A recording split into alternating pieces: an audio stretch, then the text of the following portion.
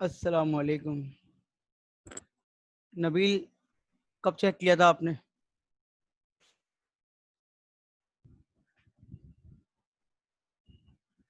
अभी सुबह कर दिया बेटा, मैंने देख लिया।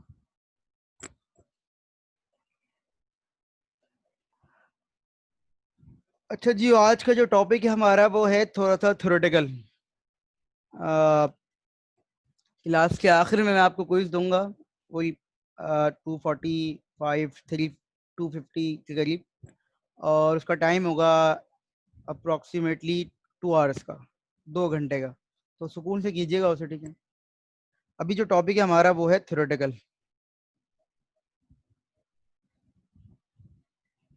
प्रोजेक्ट की वीडियो कब बनाना है? जब दिल चाहे आपका बना दें। डेडलाइन आपको पता है कि आपके प्रोजेक्ट की डेडलाइन क्या है सबमिट करने की? गूगल फॉर्म आपका मैंने लिंक दिया हुआ आप लोगों को, उस पर जाके देखिए कि क्या क्या इन्फॉर्मेशन रिक्वायर्ड है।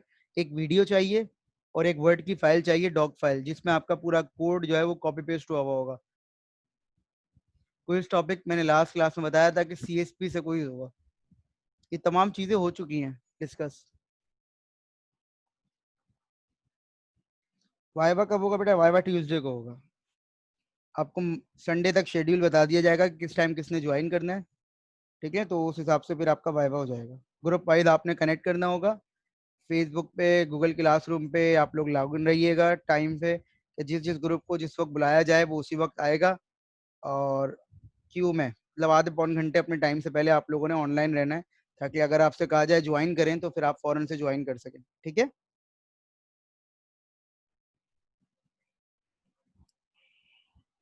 अगर आपका टाइम फर्ज करें किसी को कहा गया है कि वो 1 बजे, तो 12:30 बजे से वो ज्वाइन मतलब पेंडिंग पे रहे, कि अगर कोई ग्रुप नहीं आया या किसी का वाइवा जल्दी खत्म हो गया तो फिर वो आपका ग्रुप उसको एंटरटेन वहां पर कर ले। कौन सी ग्रुप में?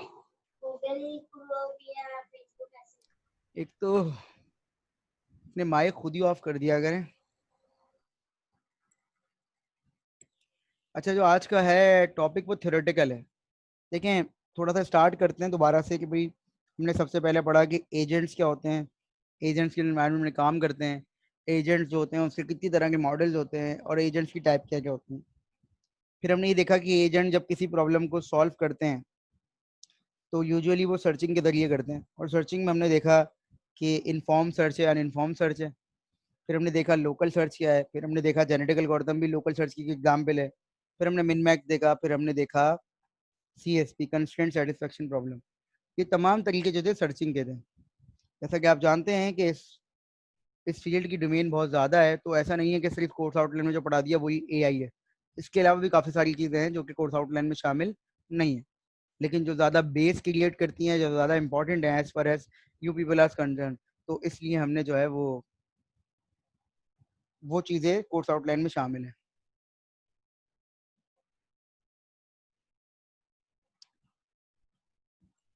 समीर साहब, अगर आप चीज़ें अपनी टाइम पे जमा करवा देंगे तो ब्रेकअप अच्छा होगा ना। अभी मैं चेक कर रहा था, आपके असाइनमेंट भी सबमिट नहीं थे, और एक आध शायद क्विज भी सबमिट नहीं था।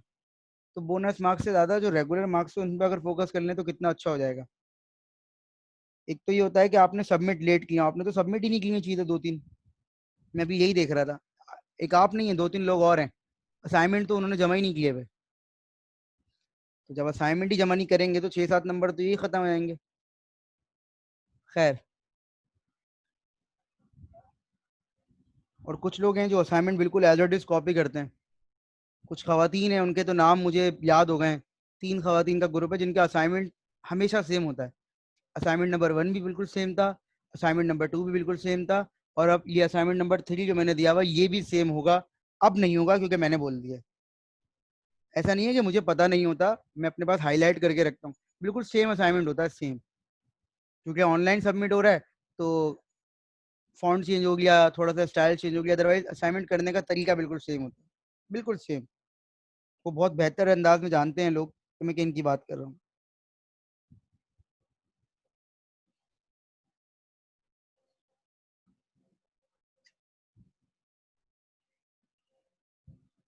खैर, अब अगर असाइनमेंट 3 किसी का सेम हुआ तो मैं उसको स्ट्रेट 0 दे दूंगा।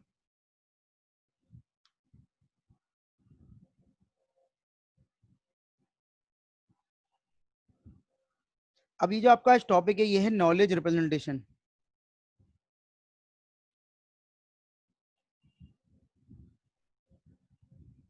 जी जी बिल्कुल ऐसा ही है,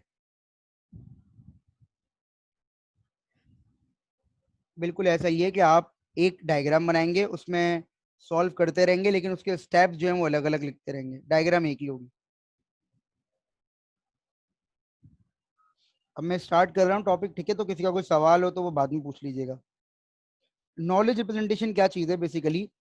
हम वापस आते हैं, एजेंट सर्चिंग कर रहा है। अब होता क्या है, देखें, एजेंट को एनवायरनमेंट की मालूमात होनी चाहिए, ये बात आपको भी पता है कि जब आप कोई एजेंट डिजाइन कर रहे हैं तो उसको बताएंगे सिस्टम में, उसको कोई ना कोई इन्फॉर्मेशन पहले से मालूम भी होती है। जब भी वो क्या करता है, उस इन्फॉर्मेशन को यूज करते हुए वो अपने सॉल्यूशन को फाइंड आउट करने की कोशिश करता है। बिल्कुल ऐसा ही होता है कि एजेंट जो है, जब उसको कोई इन्फॉर्मेशन मिलती है, उसको कोई चीज सर्च करनी होती है या कोई गोल ढूंढना होता है, तो वो क्या करता है, वो उन इन्फॉर्मेशन को यूज करते हुए जो उसको पहले से पता होती है, अपने आंसर को ढूंढने की कोशिश करता है। लेकिन जो इन्फॉर्मेशन उसको पहले से पता है, उसको रिप्रेजेंट कैसे करेंगे उसके सिस्टम में? मतलब एजेंट है, चाहे वो मशीन है, चाहे वो हार्डवेयर है, लेकिन जो भी चीज़ है हमें पता है कि हमें in the form of programming उसको इंसर्ट करना है।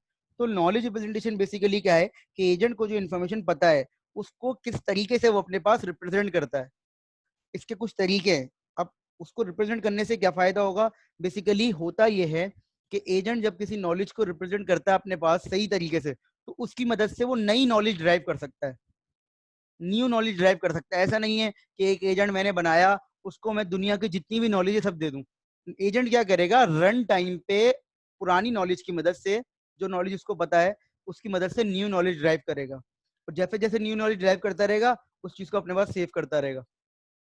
जैसे मैं आपको एग्जाम्पल दूं, मैं आपको एक दो एग्जाम्पल देता हूँ ताकि आपको समझ में आए कि मैं बात क्या क्या कर रहा हूँ।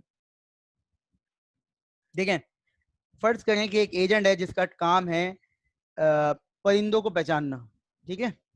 अब दुनिया में जितनी भी कौवे हैं, एक तरीका तो ये हो सकता है दुनिया की जितने भी कौवे हैं मैं उनका डेटा जो है वो एजेंट को दे दूं। क्या मेरे लिए पॉसिबल है?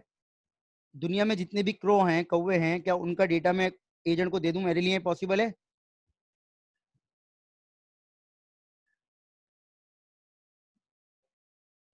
डेफिनेटली पॉसिबल नहीं है। क्यों? क्योंकि वो एक से ज्यादा है। इस रादर देन कि मैं कोई ऐसी चीज एजेंट को बता दूं कि जो उसके एक्सपीरियंस के बिहाफ पे हो या मेरे एक्सपीरियंस के बिहाफ पे हो, और वो एजेंट को सिखा दूं। तो मैंने एजेंट को क्या बताया? मैंने एजेंट को बताया भाई कि वो तमाम परिंदे जो काले होते हैं, हाँ उसके मेन कैरेक्टर्स बता दें, बिल्कुल ऐसा ही है। वो तमाम परिंदे जो काले होते हैं और काएं काएं करते हैं, वो कौवे होते हैं।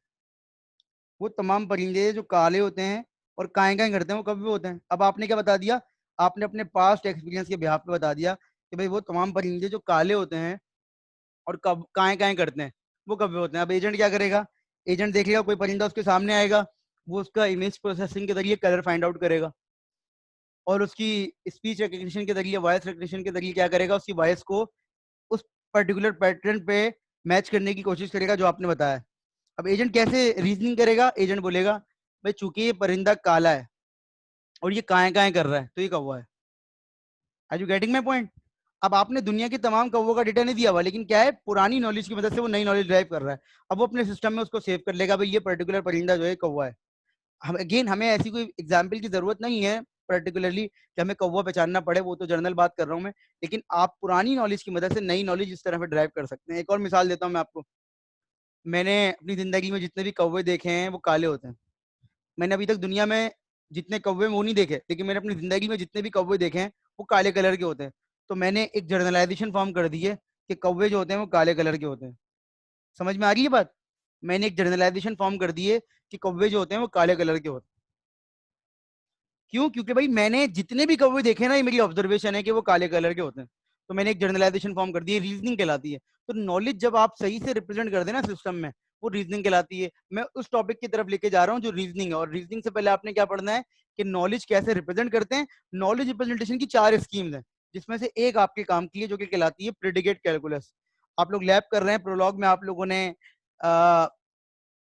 प्रोलॉग में आपने एटम्स पढ़े होंगे, फंक्शन प्रिडिकेट्स पढ़े होंगे, याद होगा आपको, जो आप रूल्स बनाते थे, एक ब्रैकेट के अंदर आप दोनों चीजें लिखते हैं, दो से ज्यादा चीजें लिखते हैं। ये तमाम चीजें क्या कहलाती हैं? आपकी प्रिडिकेट्स कहलाती हैं। तो इस फॉर्म की तरफ हम जानने की कोशिश करेंगे जिसकी मदद से हम नई नॉलेज ड्राइव कर सकें। तो थोड़ी सी थ्योरी है, उसको एक दफा देख लेते हैं। ठीक है, बेसिकली नॉलेज जो है वो ब्रांच है साइंस की जिसका नाम है एपिस्टेमोलॉजी। और एपिस्टेमोलॉजी क्या है? Branch of philosophy concern with the theory of knowledge.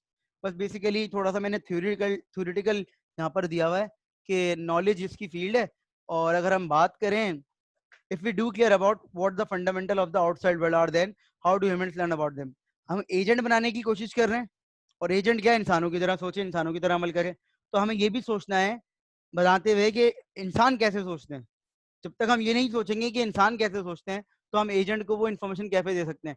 बिल्कुल जैसे इंसान थिंकिंग कर रहे हैं, वैसे ही हमें क्या करना है, वैसे ही हमें एजेंट को भी कहना है कि भाई तुम भी ऐसे ही सोचो।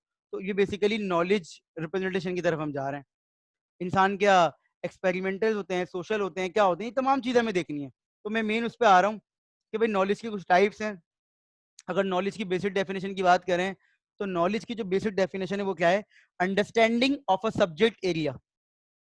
नॉलेज की बेसिक डेफिनेशन क्या है? Understanding of a subject area. कि भाई सब्जेक्ट एरिया के बारे में आपको कितनी मालूमात है, ये कहलाती है नॉलेज। और अगर उसकी टाइप्स की बात करें तो टाइप्स काफ़ी सारी हैं, मतलब कैटेगोरियल है। अगर मैं एक टाइप बताऊं प्रायर, तो उसके अपोजिट क्या टाइप होगी? पोस्टीरियर। अगर एक टाइप बता दूं प्रायर या प्रायरी नॉलेज, तो उसके अपोजिट क्या होगी? पोस्टीरियर। अब कुछ डेफिनेशन है, मैं आपको एक्सप्लेन करूंगा, एक एक मिनट लगेगा, तो बड़ी आसान सी है, आप इसको पिक करते हुए आगे बढ़ जाइएगा। प्रायर नॉलेज क्या होती है? प्रायर नॉलेज सिंपल वर्ड्स में पता चल रहा है कि वो नॉलेज होती है कि जो एजेंट को पहले से पता होती है। मतलब फर्ज करें मैं आपको ये कोर्स पढ़ाने आया, मुझे आप सबकी 6 सेमेस्टर तक की CGPA पता है, तो मेरे पास कोई ना कोई प्रायर नॉलेज आ गई। आप मुझे आप सबके बारे में कुछ ना कुछ इन्फॉर्मेशन पहले से मौजूद है, प्रायर नॉलेज, ये कहलाती है prior knowledge. Are you getting my point? Experience के बिहाफ पे आ रही है या कहीं से भी आ रही है? देखो, एक तो एक्सपीरियंस ये है शाइनल के मैं आपको पहले पढ़ा चुका हूँ, मेरा आपके बारे में एक्सपीरियंस है, ठीक है, तो मुझे पता चल गया। एक ये है कि मुझे एक पेपर में लिख के दे दिया गया है कि भाई इसकी CGPA ये थी, ये ऐसा स्टूडेंट है, ये बहुत अच्छा स्टूडेंट है, ये रेगुलर नहीं है, बहुत ज्यादा रेगुलर है, ये ऐसा मतलब हर हर वो चीज जो मुझे पहले से पता चल जाए। अब जरूरी नहीं है कि आप ये सिर्फ ये बोलें कि सिर्फ एक्सपीरियंस से आ रही है। कोई मुझे डायरेक्ट आके बता दे, फर्ज करें मैं एक रिवर पे गया फिश पकड़ने, वहां फिशरमैन खड़ा हुआ था, और फिशरमैन ने मुझे आके बोला भाई जिस जगह से आप फिश पकड़ रहे हो, वहां तो 70% of the time fish one पकड़ी जाती है, मतलब फिश वन पाई जाती है। ये प्रायर नॉलेज है, मैंने कभी नहीं पकड़ी वहां से, लेकिन मुझे कहीं ना कहीं से प्रायर नॉलेज मिल गई। Are you getting my point? आसान अल्फाज में डेफिनेशन क्या है? एजेंट के सेंस करने से पहले जो उसके पास नॉलेज मौजूद हो, वो कहलाती है प्रायर नॉलेज। गूगल मैप है, आप A* बना रहे हैं, तो मैप आपने पहले से दिया हुआ है, तो मैप के सारे कनेक्शन एजेंट को पहले से पता है कि कौन सा कनेक्शन किसके साथ है। ये सारा चीज जो क्या कहलाएगी? Prior knowledge. Is it clear? दूसरी होती है पोस्टीरियर, तो नाम से पता चल रहा होगा। पोस्टीरियर नॉलेज क्या होती है? कि जो कि सेंसर्स के जरिए आती है, जो आप सेंस करते हैं, परसीव करते हैं, मतलब बात की नॉलेज। एक नॉलेज वो जो पहले से गिवन है, एक नॉलेज वो जो आप रन टाइम पे परसीव कर रहे हैं। अच्छा, जरूरी नहीं है रिलायबल हो सकता है भाई इसमें कोई ना कोई एरर हो। जो प्रायर नॉलेज है वो फिक्स है, कंफर्म है, क्योंकि भाई वो आपको पहले से दे दी गई है, आप उसमें चेंजेस नहीं कर सकते। लेकिन जो पोस्टीरियर है उसमें चेंजेस हो सकते हैं, तो वो हमेशा रिलायबल नहीं होती। ऐसा नहीं है कि हमेशा रिलायबल नहीं होती, ऐसा होता है रिलायबल हो भी सकती है, लेकिन ये सेंसर्स के जरिए आती है, इसलिए यहाँ लिखा हुआ है कि ये रिलायबल हो सकता है, हमेशा ना हो। Is it clear? बाकी ये जो नीचे वाली है इनको मैं डिटेल में बता रहा हूँ आगे। तो पोस्टीरियर और प्रायर, अगर प्रायर नहीं है तो पोस्टीरियर होगी, अगर पोस्टीरियर नहीं है तो प्रायर होगी। अब बाकी जो डेफिनेशन है वो अलग अलग है, वो मैं आपको एक्सप्लेन कर रहा हूँ। जी, पोस्टीरियर नॉलेज वो होती है जो आपको सेंसर से परसीव करने के बाद मिलती है। Is it clear? मतलब फर्स्ट करिए मैंने आपके क्विज 1, क्विज 2, क्विज 3 चेक कर लिया, असाइनमेंट 1, असाइनमेंट 2 चेक कर लिया, ये मेरी पोस्टीरियर नॉलेज है सेमेस्टर की, कि मुझे रन टाइम पे जो इन्फॉर्मेशन मिल रही है, सही है। अब जो है रिलायबल इन अ सेंस कि वो पहले इवेंट अकर हो चुका है, तो वो 100% है। देखिए, एक रिलायबल, अगर आप रिलायबल इस चीज को कह रहे हैं कि सही गलत, तो बात ये नहीं हो रही। बात ये हो रही है मुझे एक स्टूडेंट के बारे में बता दिया गया कि इसकी GPA तो 2 से कम है, तो ये रिलायबल नॉलेज है। आपके लिए अच्छी है बुरी है मैं बात नहीं कर रहा, रिलायबल का मतलब क्या है? सही नॉलेज, सही है, क्योंकि ये इवेंट अगर हो चुका है। ये इवेंट अगर हो चुका है। अब अगर मैं यहीं से किसी और को ये कोर्स दे दूं तो जो आपके कोई तो असाइनमेंट के मार्क्स से रिलायबल होंगे, क्यों? क्योंकि ये इवेंट अगर हो चुका है। सही है। अच्छा जी, अब कुछ नॉलेजेस हैं तो उनको मैंने डिटेल में नेट पे से कुछ जगहों से चीजें पिक करने की कोशिश की हैं। तो एक नॉलेज कहलाती है आपके पास डिक्लेरेटिव नॉलेज। डिक्लेरेटिव नॉलेज की आसान सी डेफिनेशन क्या है कि declarative knowledge is a knowledge कि जिसके दरमियान, जिसके अंदर, जिसके अम्ब्रेला में वो तमाम नॉलेजेस आ जाती हैं जिसका जवाब होता है नोइंग डैट। किसी चीज के बारे में जानना डिक्लेरेटिव नॉलेज। किसी चीज के बारे में जानना is a declarative knowledge. Knowing that something is demonstrate as declarative knowledge. मतलब आपको ये पता है, जो स्लाइड में लिखा हुआ एक्सप्लेन कर रहा हूं, George W Bush was president of the United States shows that you know a historical fact। मतलब आपको ये पता है कि George W Bush United state का क्या था, प्रेसिडेंट। आपको ये नहीं पता क्यों था, आपको ये नहीं पता कैसे बना, आपको ये नहीं पता प्रेसिडेंट बन के उसने क्या किया, प्रेसिडेंट कैसे, आपको सिर्फ ये पता है कि नोइंग दैट समथिंग। आपको ये पता है कि एबीसीडी में डी जो होता है, डी कैपिटल डी, वो एबीसीडी का फोर्थ अल्फाबेट है। भाई क्यों है? ये हमारा कंसर्न नहीं है। हमें ये पता है हमें ये पता है कि ये X Y Z is a student of seven semester, तो सेवन सेमेस्टर का स्टूडेंट है, हमें ये पता है। Knowing that something is true demonstrate that you possess knowledge, this is called declarative knowledge. ये क्या, एक और एग्जांपल देते हैं, ये देखें। Knowing that can be referred to as a declarative knowledge. Declarative knowledge can be express in sentence in natural language. जब एक चीज आपको पता है इसका मतलब है कि वो फैक्ट हो गया। देखें, एआई में या लिंग्विस्टिक के अंदर फैक्ट वो होता है जो इवेंट अगर हो चुका हो। अगर मैं फेल हुआ हूं ये भी एक फैक्ट है, अगर मैं पास हुआ हूं तो ये भी एक फैक्ट है। एक तो होते हैं यूनिवर्सल फैक्ट्स, मैं उनकी बात नहीं कर रहा, जनरल बात कर रहा हूं कि X is a father of Y, ये एक फैक्ट है। सही ना? तो ये एक इवेंट अगर हो चुका है इसलिए X is the father of Y, इसमें आप चेंजेस नहीं कर सकते। तो डिक्लेरेटिव नॉलेज बेसिकली क्या होती है कि जिसमें आपको किसी चीज के बारे में पता हो। कुछ और एग्जाम्पल भी हैं, देखें। डिक्लेरेटिव नॉलेज बेसिकली तीन चीजों को रिप्रेजेंट कर रही होती है, किसी भी कॉन्सेप्ट को, किसी भी फैक्ट को, या किसी ऑब्जेक्टिव को डिस्क्राइब कर रही होती है। किसी भी कॉन्सेप्ट को डिस्क्राइब कर रही होती है, फैक्ट को बता रही होती है, या ऑब्जेक्ट को। जैसे कि एग्जाम्पल लिख लीजिए, देखें, ये देखें, इट इज सनी टुडे। मतलब आज मौसम इस तरह का है कि हमें गिवन है, अब इसमें हम चेंजेस नहीं कर सकते, हमें गिवन है तो गिवन है। चेरीज आर रेड, भाई क्यों है ये हमारा कंसर्न नहीं है। चेरीज रेड क्यों है ये हमारा कंसर्न नहीं है, लेकिन बस रेड है ये हमें ये पता है। चेरीज के बारे में हमें क्या पता है कि वो रेड है।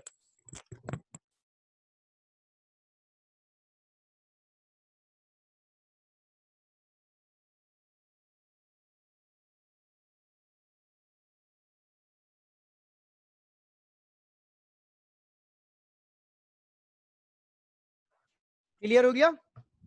ये डेफिनेशन क्लियर हो गई जी? अच्छा जी, ये डिक्लेरेटिव नॉलेज कहलाती है। बहुत सिंपल सी डेफिनेशन है, मैं आपको डिटेल में एक्सप्लेन कर रहा हूँ। मैंने वॉइस बंद की थी क्योंकि मैं जनरेटर बंद करने गया था।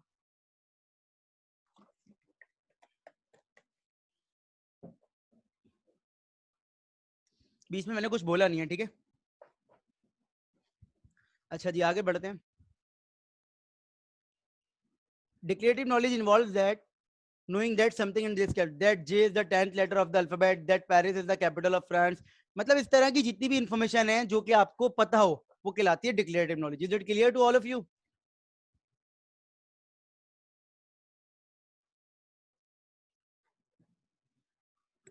चलें आगे बढ़ते हैं। अब आ जाते हैं। अच्छा, ये मैंने ना 4-5 जगहों से चीजें मिक्स की हुई हैं, तो जितना ज्यादा आप इसको एक दफा गो थ्रू कर लेंगे आपको सब चीजें समझ में आ जाएंगी, रादर देन कि आप सिर्फ एक स्लाइड पढ़े, ये अलग स्लाइड है, ये अलग स्लाइड है, ये अलग स्लाइड है, लेकिन मैंने इसको मर्ज किया हुआ है। तो डिक्लेरेटिव नॉलेज बेसिकली क्या है? Concept, object, fact, also known as descriptive knowledge is knowing about something express in declarative sentence. मतलब आप इसको एक दफा पढ़ लीजिएगा। देखें, the first step in cooking a vegetable is chopping it. ठीक है, ये आपको पता है। अब क्यों है भाई ऐसा? जरूर हमें पता, हमें सिर्फ ये पता है डिक्लेरेटिव नॉलेज। इसके अलावा अगर कुछ पता है तो वो डिक्लेरेटिव नॉलेज में आता है नहीं आता है, इस पर बाद में बात करेंगे। लेकिन हमें ये पता है कि the first step in cooking a vegetable is chopping it. To prepare a dish, one needs to gather its ingredients. ये हमें पता है. अब आ जाते हैं सेकंड पे. सेकंड नॉलेज कहलाती है प्रोसीजरल नॉलेज. प्रोसीजरल नॉलेज क्या होती है? Knowing how to do something. Knowing how to do something demonstrate that you possess practical intelligence. Like if you knowing how to ride a bicycle, this is called procedural knowledge. Knowing how to ride a bicycle, आपको ये पूरा पता हो कि भाई bike या bicycle कैसे चलती है, ये पूरा प्रोसीजर है. तो कोई चीज कैसे होती है अगर उसके बारे में आपको पता हो तो ये कहलाती है प्रोसीजरल नॉलेज. क्या कहलाती है? Procedural knowledge. ये देखें एग्जाम्पल इसकी. Knowing how can be refer as a procedural knowledge. तो अगर सवाल का जवाब नोइंग दैट है तो डिक्लेरेटिव नॉलेज, अगर नोइंग हाउ है तो क्या कहलाती है? Procedural knowledge. क्लियर? ये देखें एग्जाम्पल. राइडिंग अ बाईसाइकिल और एग्जाम्पल भी है देखें. तो बेसिकली प्रोसीजरल नॉलेज में आपकी कौन सी कैटेगरी आ जाती है? रूल्स आ जाते हैं. ऐसा होगा तो वैसा हो जाएगा, ऐसा होगा तो स्ट्रैटेजीज आ जाती हैं, एजेंडाज आ जाते हैं, प्रोसीजर्स आ जाते हैं. Describe how to do things, provide the set of directions of how to perform certain task, how to drive a car, how to cook a dish and anything else जो भी आपको समझ में आती है. ठीक है, देखें. Ride a bicycle for example, we may not be able to explain how we do it. Procedure knowledge involves implicit learning which are, मतलब हमें बेसिकली किसी चीज के पूरे प्रोसीजर के बारे में पता हो तो वो कहलाती है हमारे पास क्या? Procedure knowledge. ये देखें, how to cook a vegetable और how to prepare a particular dish in इस procedural knowledge. Is it clear? बड़ी सिंपल सी डेफिनेशन है ये. ठीक है, अगर ये पेपर में आती है या इससे कुछ डिस्कशन होती है तो आपने क्या करना होगा, ज्यादातर ज्यादा से ज्यादा आपके पास डेफिनेशन आ जाएगी या आपके पास कोई नॉलेज आ जाएगी और आपने उसको आइडेंटिफाई करना होगा. लेकिन टू बी वेरी ऑनेस्ट ये पता होना चाहिए आपको. आगे बढ़ते हैं, ये थोड़ा देख लीजिएगा. Heuristic knowledge. Heuristic knowledge. अब ये ह्यूरिस्टिक नॉलेज, ये ह्यूरिस्टिक का वर्ड तो हमने पहले भी सुना हुआ है. तो आपको पढ़ के क्या समझ में आ रहा है इससे?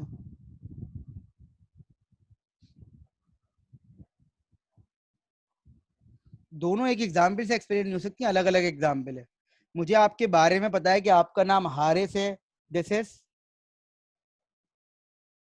Declarative knowledge.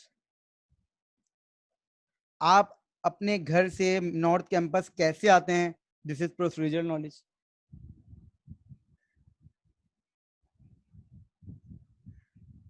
ह्यूरिस्टिक नॉलेज जरा पढ़िए और मुझे बताइए कि क्या समझ में आ रहा है.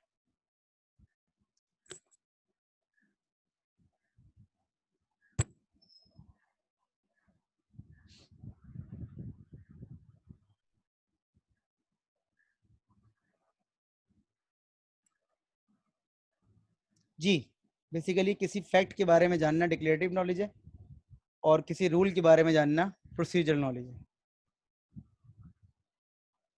ये पढ़ा आपने जो स्क्रीन पे लिखा हुआ आ रहा है, रूल ऑफ थंब. आपको ह्यूरिस्टिक का वर्ड तो पता है ना, आप पहले सुन चुके हैं इसलिए मैं आप लोगों से पूछ रहा हूँ. ह्यूरिस्टिक का वर्ड तो आप लोग पहले सुन चुके हैं इसलिए मैं आप लोगों से पूछ रहा हूँ.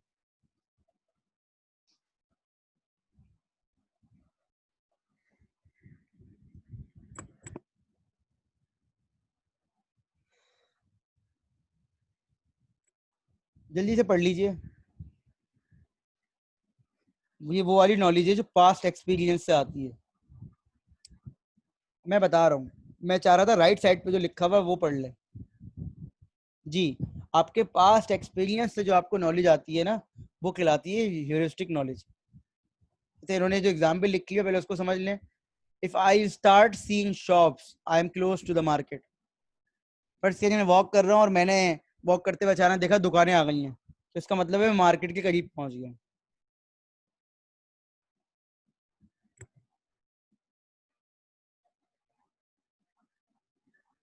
ठीक है, तो पास्ट एक्सपीरियंस के बिहाफ पे जो नॉलेज आपको मिलती है वो कहलाती है ह्यूरिस्टिक नॉलेज. मतलब फर्ज करके मैंने कहा कि भाई चूंकि तुमने अब मेहनत शुरू कर दी है तो इंशाल्लाह तुम अच्छे नंबर ले लोगे. अभी तुमने नंबर लिए नहीं है, अभी तुमने नंबर लिए नहीं है, लेकिन मुझे मेरा पास्ट एक्सपीरियंस है कि भाई जो स्टूडेंट मेहनत करने लग जाता है तो उसके नंबर अच्छे आ जाते हैं. क्लियर होगी बात? चूंकि तुम बहुत तेज बाइक चला रहे हो तो तुम्हारा एक्सीडेंट हो सकता है. क्योंकि तुम बहुत तेज बाइक चला रहे हो कि तुम्हारा एक्सीडेंट हो सकता है, क्योंकि तुम सिर्फ फर्स्ट सेशन लोगे तो तुम्हारा क्विज मिस हो सकता है। ऐसा ही है। अरे हाँ, मैंने पढ़ लिया, बार बार एक ही मैसेज टाइप करके लिखे जा रहे हो। बस पढ़ लिया, कल भी बात हो गई थी, फिर दोबारा यहाँ मैसेज कर रहे हो। या तो प्राइवेट में मैसेज कर दो, यही सबके सामने बोले जा रहे हो बोले जा रहे हो। तो अब तो तुम्हारा क्विज मिस हो जाएगा। ये मेरा पास्ट एक्सपीरियंस है कि जो सिर्फ फर्स्ट सेशन लेता है उसका क्विज मिस हो जाता है। समझ में आ गई एग्जाम्पल? रूल ऑफ थंब का मतलब क्या है? कोई रूल निकालने आप, बेसिकली रूल ऑफ थंब का मतलब क्या होता है? कोई कंक्लूजन निकालने आप, सही है? तो एग्जाम्पल समझ में आ गई? क्योंकि यूट्यूब पे वॉच आवर्स बढ़ रहे हैं, इसका मतलब है फाइनल एग्जाम करीब आ रहा है। ऐसा है। ठीक है, इस तरह की जो भी एग्जाम्पल है ना, वो कहलाती है ह्यूरिस्टिक नॉलेज। कि कोई कंक्लूजन आप ड्रॉ करते हैं कि आपके पास्ट एक्सपीरियंस के बिहाफ पे आपके पास कोई एग्जाम्पल दें इसके अलावा, शाबाश, कोई एग्जाम्पल दें। कोई भी एग्जाम्पल किसी के दिमाग में जल्दी भेज दें। इस एग्जाम्पल से हटके दीजिएगा कि if I start seeing shops I am close to the market. कोई और एग्जाम्पल दें,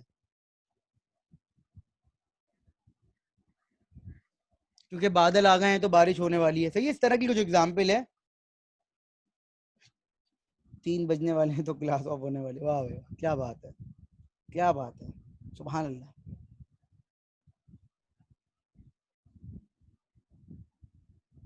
हो सकता है ना हो, है ना? हाँ बिल्कुल सही बात है। कोई और एग्जाम्पल?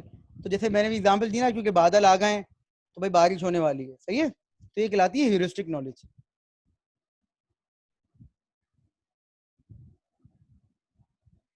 चलें यार, आप लोग देखें, आप लोगों को जो एग्जाम्पल समझ में आ रही है मैं आगे बढ़ता हूँ।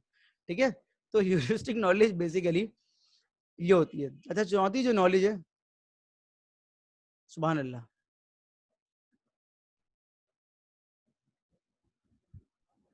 ठीक है, तो इस तरह की जो भी एग्जाम्पल है जिसमें आप पास्ट एक्सपीरियंस को जस्टिफाई कर रहे हो, वो कहलाती है आपकी क्या? Heuristic knowledge. एक और नॉलेज है, वो कहलाती है मेटा नॉलेज। पढ़ लीजिए।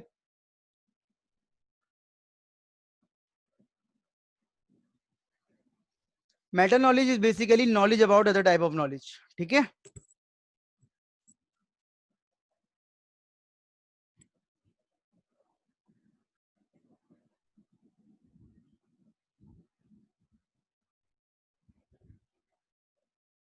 एक नॉलेज को दूसरी नॉलेज के बारे में बताओ। जैसे ये देखें, एग्जाम्पल देखें,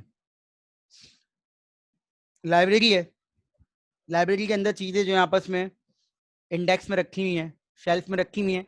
तो बेसिकली नॉलेज को नॉलेज के बारे में पता है कि साइंस की बुक्स अलग रखी हुई हैं, हर नॉलेज के अंदर दूसरी नॉलेज है।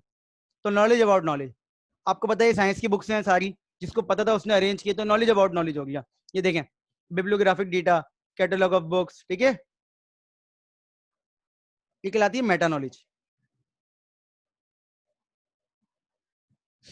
आगे बढ़ते हैं। स्ट्रक्चरल नॉलेज क्या कहलाती है? ये बेसिकली, अच्छा, कुछ नॉलेज ना आपस में मर्ज भी हो जाती है कहीं कहीं। जैसे स्ट्रक्चर नॉलेज ये कहलाती है रूल सेट, रूल्स का जो सेट है वो पूरा एक स्ट्रक्चर नॉलेज कहलाता है। मैं इसकी एग्जांपल दे देता हूँ, फिर मुझे बताइएगा। देखें, ये एग्जांपल देखें पहले, फिर समझ में आ जाए तो बताइएगा, नहीं आएगा तो फिर भी बता दीजिएगा। क्या लिखा हुआ है? Mango is a kind of fruit, fruit is a kind of crop, crop information is a part of agriculture knowledge. ठीक है, पूरा एक स्ट्रक्चर डिफाइन किया हुआ है। Is it clear? ये कहलाती है स्ट्रक्चर नॉलेज। अब अगर इसमें से सिर्फ ये उठा लें आपके, mango is a kind of fruit, ये कहलाएगी आपकी declarative knowledge. Fruit is a kind of crop, ये भी एक डिक्लेरेटिव नॉलेज कहलाएगी। Crop information is a part of agriculture knowledge, ये भी डिक्लेरेटिव। लेकिन ये सब आपस में मिल गई हैं तो क्या कहला रही हैं? Structure knowledge. क्यों कहला रही है स्ट्रक्चर नॉलेज? क्योंकि आपस में कनेक्शन है, इसका इससे कनेक्शन है, इसका इससे कनेक्शन है। ऐसा नहीं है कि बहुत सारी नॉलेज आपस में मिलकर स्ट्रक्चर नॉलेज बनाती हैं। बहुत सारी नॉलेजेस जिनके आपस में रिलेशन हो वो बनाती हैं स्ट्रक्चर नॉलेज। सही है?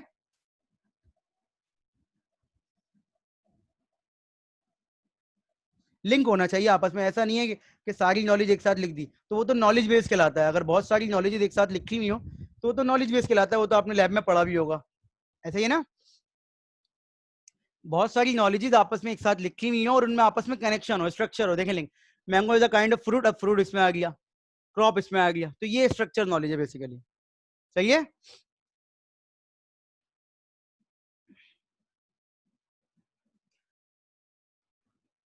अच्छा, नॉलेज को रिप्रेजेंट करने की ना 4 स्कीम्स हैं, तो ऐसा नहीं है कि हम चारों डिटेल में पढ़ेंगे, हम पढ़ेंगे सिर्फ ये प्रेडिकेट कैलकुलस और प्रोपोजिशनल कैलकुलस। लेकिन मैं आपको एक दफा बता दूंगा कि ये चारों होती क्या है।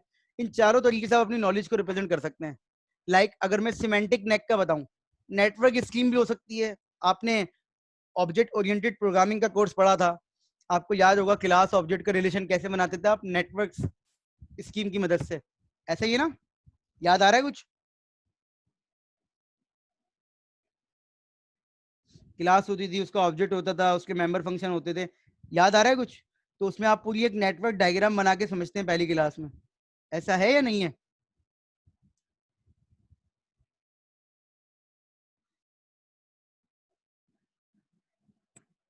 जी, आवाज आ रही है? मैं ये कह रहा हूं कि जो क्लास और ऑब्जेक्ट का रिलेशन होता था, वो डायग्राम के जरिए समझते थे आप लोग, या कैसे समझते थे पहली क्लास में ऊप की?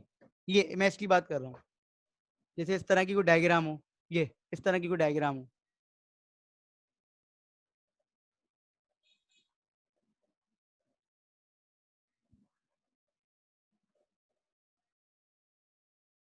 ऐसे समझे ना, ये कहलाती है सिमेंटिक नेट्स, जिसमें आप, हम ये नहीं पढ़ेंगे डिटेल में, जस्ट मैं आपको आइडिया दे रहा हूँ। ये सिमेंटिक नेट कहलाता है कि किसी भी नॉलेज को आप इस तरह से लिख सकते हैं, तो इसको फिर प्रोग्रामिंग में कन्वर्ट करना आसान हो जाता है। अब वो प्रोग्रामिंग में कौन सी लैंग्वेज यूज कर रहे हैं उस पर डिपेंड करता है, लेकिन जैसे ये लिखा हुआ है, John's car is an instant of car is a vehicle. इसी तरीके से John's car has a brand name, has a value BMW, John's car has model value 850, John's car owner John's work in bank, John Carr has registration number this, John Carr has edge value this, John Carr has name Letico। ठीक है, तो ये इस तरीके की चीजें, ये कहलाता है पूरा सिमेंटिक नेट। ऐसे भी आप नॉलेज को रिप्रेजेंट कर सकते हैं। सही है, अगेन हमें इसको डिटेल में नहीं पढ़ना, लेकिन जस्ट मैं आपको आइडिया दे रहा हूँ कि ये चार जो चीजें हैं लॉजिकल, ये जो चार स्कीम्स होती हैं, एक कहलाती है आपके पास नेटवर्क स्कीम। तो नेटवर्क स्कीम में सिमेंटिक नेट आता है और कॉन्सेप्चुअल ग्राफ, ये एक ही कैटेगरीज है। कॉन्सेप्चुअल ग्राफ में आपके पास सिर्फ रिप्रेजेंट करने का तरीका अलग हो जाता है। फिर तरीके से स्ट्रक्चर स्कीम क्या होती है, जिसमें स्क्रिप्ट लिखते हैं आप, फ्रेम्स होते हैं आपके पास।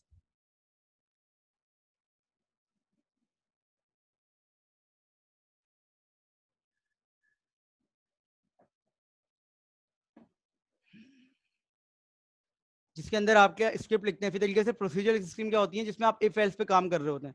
तो ये तीनों स्कीम्स हैं, हमें फोकस करना है इस पे, लॉजिकल स्कीम्स पे। हमें फोकस करना है लॉजिकल स्कीम पे। लॉजिकल स्कीम्स क्या होती हैं? प्रेडिकेट कैलकुलस और प्रोपोजिशन कैलकुलस। आप लोगों ने डीएम का कोर्स पढ़ा है? आपको याद होगा डीएम का कोर्स, डिस्क्रीट मैथमेटिक्स। उसमें आपने प्रोपोजिशनल लॉजिक्स पढ़ी थी। क्या होती थी वो, कोई आइडिया दे सकता है मुझे, उससे क्या करते थे?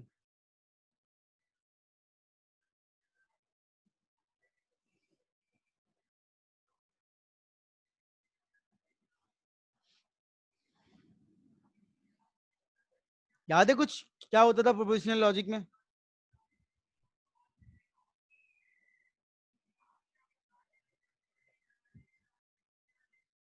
एंड और नॉट तो होता था, बिल्कुल सही है, एंड और नॉट होता था। इसके अलावा इम्प्लाइज दैट होता था, बाई डायरेक्शनल होता था। लेकिन वो पढ़ते क्यों थे, उससे हमें चाहिए क्या होता था? थोड़ा आइडिया है आप लोगों को?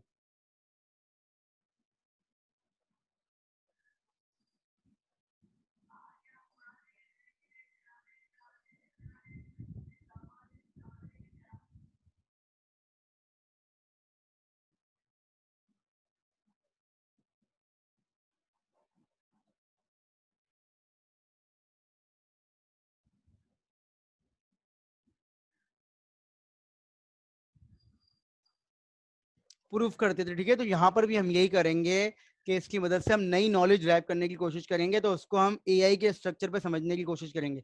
क्या बाकी लोग क्लास में मौजूद नहीं है? लेकिन उससे पहले हम क्या देख रहे हैं, हम एक चीज देख रहे हैं कि फैक्ट्स क्या होते हैं और रूल्स क्या होते हैं। तो देखें, सबसे आसान डेफिनेशन क्या है फैक्ट की? जब तक फैक्ट समझेंगे तो फिर हम प्रपोजिशन पे आएंगे। फैक्ट की सबसे आसान डेफिनेशन क्या है? कि fact are the basic block of knowledge. आसान डेफिनेशन ये फैक्ट्स की, कि वो इवेंट जो अकर हो चुका है वो कहलाता है फैक्ट। ये डिक्लेरेटिव नॉलेज को रिप्रेजेंट करते हैं। वो इवेंट जो अकर हो चुका है वो कहलाता है फैक्ट। वो इवेंट जो अकर हो चुका है वो कहलाता है फैक्ट। ये डिक्लेरेटिव नॉलेज को भी रिप्रेजेंट करते हैं। किसी भी फैक्ट को रिप्रेजेंट करने के लिए एक स्टेटमेंट होती है जो कि कहलाती है प्रोपोजिशन। किसी भी फैक्ट को रिप्रेजेंट करने के लिए एक स्टेटमेंट होती है जो कहलाती है प्रोपोजिशन। ईच प्रोपोजिशन है associated truth value, it may be true और फॉल्स। अब जो मैं एक्सप्लेन कर रहा हूं इसको सुकून से सुनिएगा कि हर प्रोपोजिशन की कोई ना कोई ट्रुथ वैल्यू होती है। अगर मेरे पास एक प्रोपोजिशन है जिसका नाम है कैपिटल ए और उसकी स्टेटमेंट है इट इज रेनिंग। अगर मेरे पास एक प्रोपोजिशन है जिसका नाम है ए और उसकी स्टेटमेंट है इट इज रेनिंग, तो रन टाइम पे प्रोपोजिशन ए की ट्रुथ वैल्यू या तो ट्रू होगी या तो फॉल्स होगी। इसका मतलब ये नहीं है कि हमेशा बारिश हो रही है या हमेशा बारिश नहीं हो रही। इट इज रेनिंग का मतलब ये नहीं है कि हमेशा बारिश हो रही है। स्टेटमेंट है it is raining. Run time run time पे उसकी ट्रूथ वैल्यू जो होगी या तो ट्रू होगी या फॉल्स होगी। सही है। रन टाइम पे उसकी ट्रूथ वैल्यू या तो ट्रू होगी या फॉल्स होगी। अच्छा, ये मीटिंग एंड हो रही है तो हम 5 मिनट में दोबारा ज्वाइन कर रहे हैं। सही है। हम लोग 5 मिनट में, हाँ वो डिस्कनेक्ट हो गई थी। ठीक है, हम 5 मिनट में दोबारा ज्वाइन कर रहे हैं, मीटिंग एंड हो रही है। ओके।